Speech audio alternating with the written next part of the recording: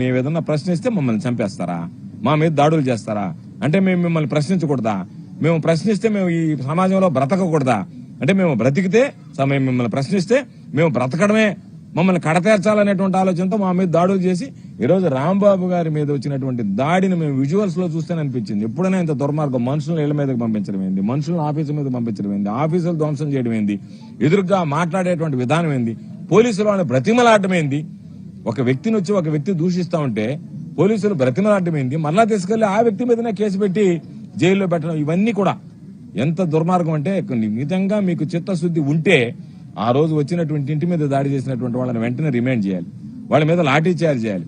అంతే తప్ప ఈ రోజు ఒకటే గుర్తుంచుకోండి, రాంబాబు లాంటి వ్యక్తి తుపాకీ గుళ్లకు కూడా భయపడేటువంటి వాడు కాదు. ఆ విషయాన్ని గుర్తుంచుకుంటే మంచిది అని చెప్పి ఈ సందర్భంగా తెలియజేస్తున్నా.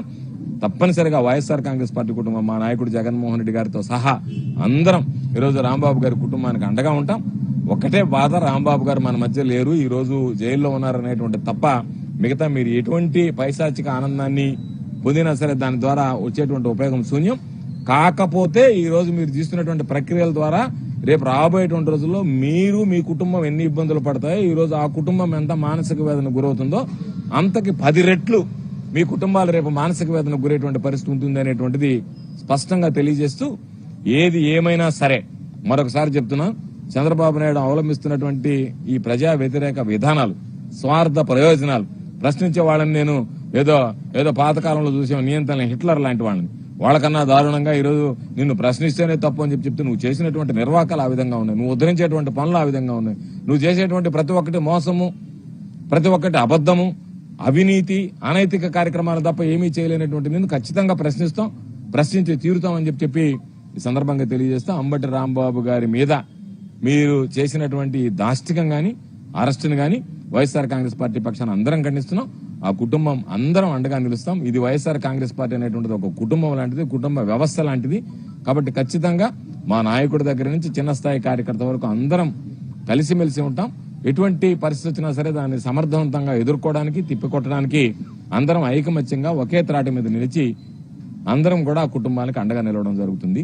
అందుకోసం ఈ రోజు వచ్చి అందరితో కలిసి ఆ కుటుంబ సభ్యులకు పరామర్శించడం జరిగిందని చెప్పి ఈ సందర్భంగా తెలియజేస్తూ, మరొకసారి అందరు మీడియా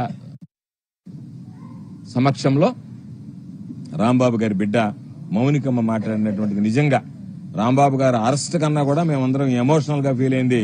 ఆ బిడ్డ ధైర్యంగా వచ్చి ఈ రోజు ప్రశ్నించేటువంటి విధానం, ప్రశ్నిస్తున్నటువంటి తీరు, స్పష్టత, దానికి ఈరోజు ప్రభుత్వం సమాధానం చెప్పలేక ఆ పాపకి రాజకీయ అనుభవం లేదు, వచ్చి నేరుగా తండ్రికి సంబంధించినటువంటి అన్యాయానికి సంబంధించి, మీరు చేసినటువంటి దాడులకు సంబంధించి, మీరు చేసినటువంటి దుర్మార్గాలకు సంబంధించి ప్రశ్నించేటువంటి పరిస్థితుల్లో మీరు సమాధానం చెప్పలేక నిలబడిపోతున్నారు.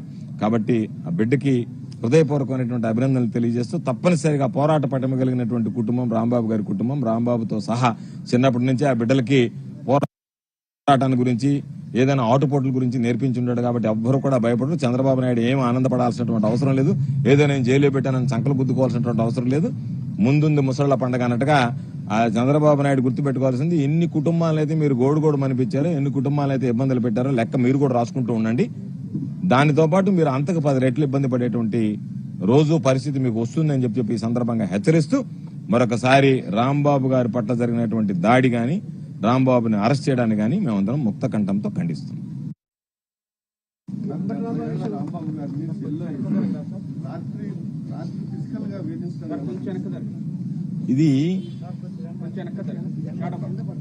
ఇది నిజంగా రాంబాబు లాంటి వ్యక్తిని వేధింపులకి గురి చేశారు అనేటువంటిది బయట వచ్చిన తర్వాత జనంలో అప్పుడు దాకున్నటువంటి ఎమోషన్స్ వేరు, ఆ తర్వాత వచ్చిన తర్వాత ఎమోషన్స్ వేరు.